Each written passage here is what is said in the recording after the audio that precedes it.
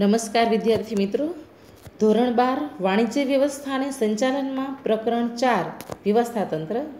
આ પ્રકરણમાં આજે આપણે શ્રેણિક વ્યવસ્થાતંત્ર વિશે અભ્યાસ કરીએ.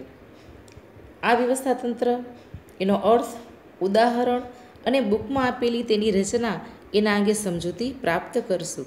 વિદ્યાર્થી મિત્રો, ઘણી વખત ડી વિભાગમાં 3 ગુણ માટેનો પ્રશ્ન શ્રેણિક વ્યવસ્થાતંત્રની રચના સમજાવવું આવો પ્રશ્ન હોય તો એના માટે આ મહત્ત્વનો ટોપિક છે એ ગણાવી શકાય. વિદ્યાર્થી મિત્રો, આમ તો શ્રેણિક વ્યવસ્થાતંત્રને ગ્રીડ વ્યવસ્થાતંત્ર તરીકે પણ ઓળખવામાં આવે છે. હકીકતમાં તો તેમાં કાર્યાનુસાર તંત્ર અને પ્રોજેક્ટ તંત્ર એ બંનેનો સમન્વય કરવામાં આવ્યો છે. કારણ કે પ્રોજેક્ટ મેનેજરે જે પ્રોજેક્ટ પૂરો કરવાનું કામ પાર પાડવાનું છે તે માટે કાર્યાનુસાર ખાતામાંથી જ માણસો લેવાના છે અને તેમના દ્વારા જ કામ પૂરું કરવાનું છે. એટલા માટે આ પ્રકારનું વ્યવસ્થાતંત્ર છે એ આધુનિક સ્વરૂપનું વ્યવસ્થાતંત્ર ગણાવી શકાય.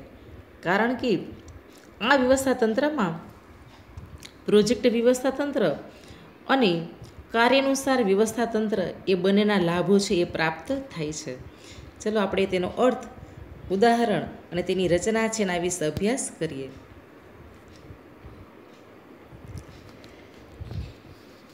ઘણી વખત વિદ્યાર્થી મિત્રો, 1 માર્ક માટેનો પ્રશ્ન બી વિભાગમાં પૂછાય કે શ્રેણિક વ્યવસ્થાતંત્ર એટલે શું, તો તેનો સરસ અર્થ અહીંયા આપેલો છે.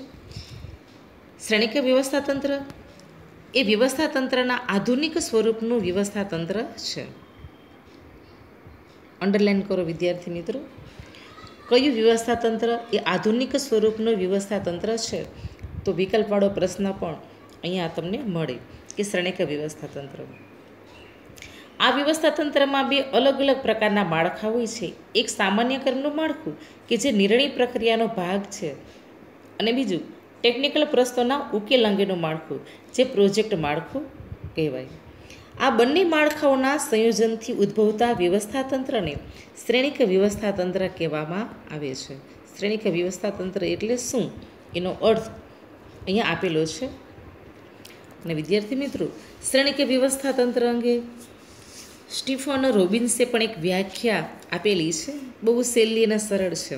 તેઓ કહે છે કે જે વ્યવસ્થાતંત્રમાં સત્તાની બેવડી રેખાઓ હોય અને કાર્યાનુસાર અને પ્રોજેક્ટ માળખાનો સમન્વય કરે તો તે શ્રેણિક વ્યવસ્થાતંત્ર કહેવાય. આ વ્યાખ્યા પણ સરસ છે, ટૂંકી અને સરળ, યાદ રહી જાય એવી. એનો મતલબ એવો થયો કે શ્રેણિક વ્યવસ્થાતંત્રમાં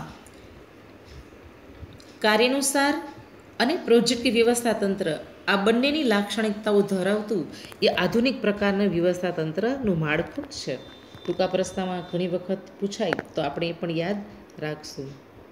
આ પ્રકારના વ્યવસ્થાતંત્રમાં કાર્યાનુસાર વ્યવસ્થાતંત્ર છે એમાં જે વિશિષ્ટીકરણના લાભ મળે છે એ પ્રાપ્ત થાય છે, અને પ્રોજેક્ટ સંચાલન દ્વારા થતા લાભો છે એ પણ પ્રાપ્ત થાય છે. આમ બહુવિધ હુકમો પદ્ધતિઓનો ઉપયોગ કરતું આ વ્યવસ્થાતંત્રીય માળખું છે.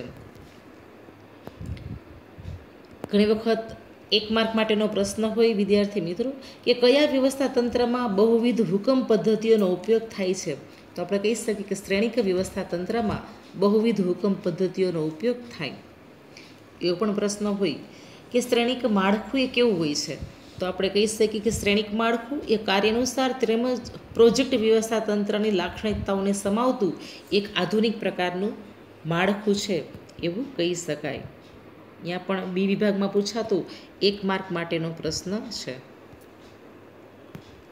તેની રચના વિશે આપણે જોઈએ તો શ્રેણિક વ્યવસ્થાતંત્રમાં કાર્યાનુસાર વિભાગીકરણ અને પ્રોજેક્ટ વિભાગીકરણનો સમન્વય જોવા મળે. આ પ્રકારના વ્યવસ્થાતંત્રમાં દરેક પ્રોજેક્ટ મેનેજરને અલગ અલગ પ્રોજેક્ટની જવાબદારી સોંપવામાં આવેલી છે. જો તમે રચના છે એના વિશે ધ્યાનથી બરાબર અહીંયા સમજો, ચાર્ટ આપેલો છે વિદ્યાર્થી મિત્રો બુકમાં. એટલે કે આ પ્રકારના વ્યવસ્થાતંત્રમાં દરેક પ્રોજેક્ટ મેનેજરને અલગ અલગ પ્રકારની જવાબદારી સોંપવામાં આવે. જેટલા પ્રોજેક્ટ હોય તેટલા પ્રોજેક્ટ મેનેજરની નિમણૂક કરવામાં આવે. જેમ કે પ્રોજેક્ટ 1, 2, 3 એમ અલગ અલગ પ્રોજેક્ટ માટે અલગ અલગ પ્રોજેક્ટ મેનેજરની નિમણૂકની જવાબદારી તેને સોંપવામાં આવી અને જેટલા પ્રોજેક્ટ છે એ પ્રોજેક્ટ માટે અલગ અલગ નિમણૂક કરાઈ મેનેજરની. પ્રોજેક્ટ મેનેજરની જવાબદારી એ પ્રોજેક્ટને સમયસર તેમજ સફળતાપૂર્વક પૂર્ણ કરવાની હોય છે. એટલે પ્રોજેક્ટ કાર્ય અંગે જરૂરી નિષ્ણાતોના સ્ટાફને જુદા જુદા વિભાગમાંથી મેળવવાના હોય. જુદા જુદા વિભાગમાં આપણે કહી શકીએ કે ઉત્પાદન વિભાગ, ખરીદી વિભાગ, સંશોધન વિભાગ, એન્જિનિયર વિભાગ, આમ અલગ અલગ વિભાગમાંથી આ નિષ્ણાંતો છે એનો સ્ટાફ લેવામાં આવે. આ રીતે મેળવેલ નિષ્ણાંતોને જુદી જુદી ટુકડીઓમાં વેચી નાખવામાં આવે, જેમ કે સંશોધન અને વિકાસ નિષ્ણાંત, ઉત્પાદન રચના નિષ્ણાંત, તકનીકી નિષ્ણાંત, કમ્પ્યુટર નિષ્ણાંત વગેરે વગેરે. આ નિષ્ણાંતોને પ્રોજેક્ટ કાર્ય દરમિયાન જે તે વિભાગમાંથી મેળવવામાં આવે છે અને પ્રોજેક્ટ પૂર્ણ થાય એટલે તેમના મૂળ સ્થાને તેમને પરત મોકલી દેવામાં આવે. વિદ્યાર્થી મિત્રો, એક સરસ ઉદાહરણ દ્વારા આ સમજૂતી અને પછી આપણે ચાર્ટની પાછી વિગત એકવાર સમજી લેશું. જુઓ, હું એક ઉદાહરણ આપું છું કે કોઈ એકમમાં એક ખાસ પ્રકારનું યંત્ર બનાવવાની યોજના છે. હવે આ યોજના પૂરી કરવાની જવાબદારી એક પ્રોજેક્ટ મેનેજરને સોંપવાની છે. તેની યોજના માટેનો સમય મર્યાદા 1 વર્ષની નક્કી કરવામાં આવેલી છે. વળી તેની પડતર ₹25 લાખ અંદાજવામાં આવી છે અને તે મર્યાદામાં યંત્ર છે તૈયાર કરવાનું છે.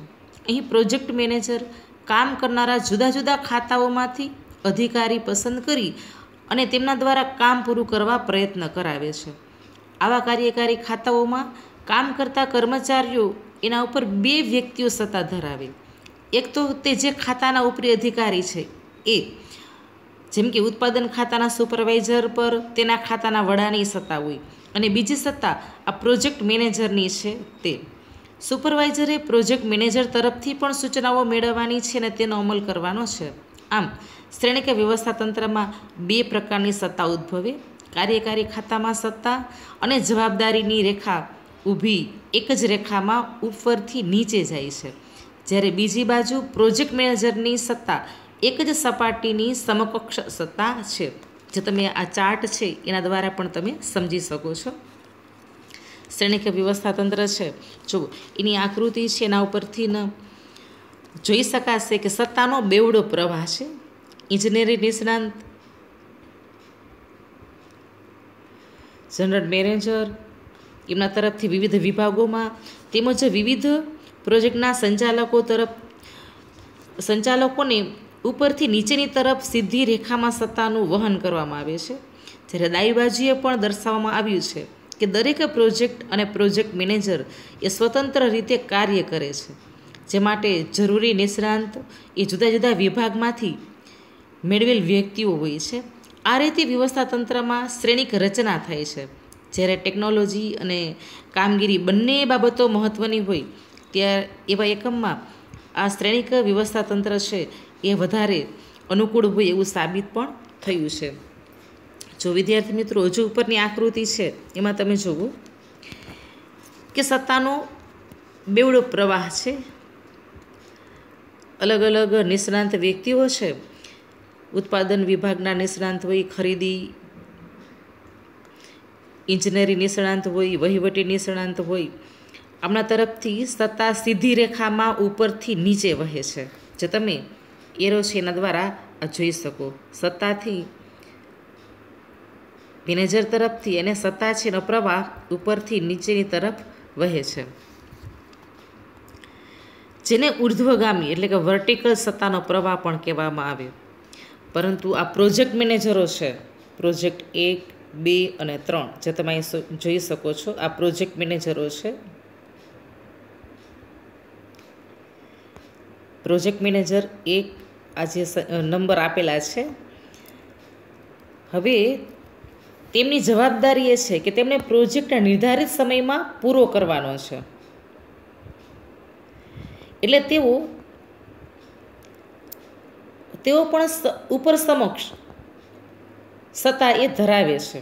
અનેક પ્રોજેક્ટો એકસાથે અસ્તિત્વમાં હોય ત્યારે તે તમામ પ્રોજેક્ટો માટે આ માળખાની રચના થાય. દરેક પ્રોજેક્ટ દીઠ એક મેનેજર છે એ હોય છે.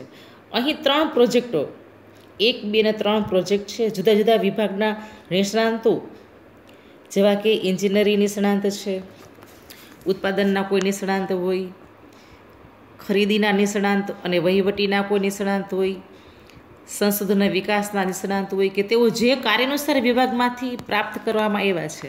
આવી રચના એક શ્રેણીની જેમ થતી હોવાથી તેને શ્રેણિક કે મેટ્રિક્સ વ્યવસ્થાતંત્ર પણ કહેવામાં આવે. વિદ્યાર્થી મિત્રો,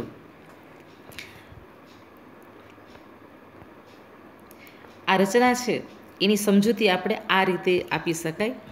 નિશ્ચિત થયેલ યોજના એ 2 રીતે પાર પાડવામાં આવે છે. એક તો જુદા જુદા ખાતામાંથી કર્મચારીઓ અને અધિકારીઓ મેળવીને તેમના દ્વારા યોજના પૂરી થયા પછી પાછા તે કર્મચારીઓ છે અને અધિકારીઓ છે તેમની મૂળ જગ્યાએ તેમને ગોઠવી દેવામાં આવે. અને બીજી રીતે છે કે કાર્યકારી ખાતાઓમાં જે નિયત યોજનાનું કાર્ય પૂરું કરવામાં આવે છે અને યોજના પર કામ કરવા માટે કર્મચારીની પસંદગી જે તે ખાતાના વડા કે અધિકારીઓ પાસે જ રહે છે. આમ યોજના માટે કામ કરનાર કર્મચારી એ 2 વ્યક્તિઓને જવાબદાર હોય. એક તો તેમના ખાતાના સુપરવાઇઝરને અને બીજા પ્રોજેક્ટ લીડર કે પ્રોજેક્ટ મેનેજરને જવાબદાર હોય છે. તો વિદ્યાર્થી મિત્રો, આ પ્રોજેક્ટ શ્રેણિક વ્યવસ્થાતંત્ર છે એ કયા કયા એકમોમાં સાબિત થાય છે વધુ એવો પણ પ્રશ્ન હોય અને તેની મર્યાદાનો પ્રશ્ન આપણા અભ્યાસક્રમમાં નથી, પણ શ્રેણિક વ્યવસ્થાતંત્ર છે એ કયા એકમોમાં વધારે સાબિત થાય તો એના વિશે વાત કરીએ.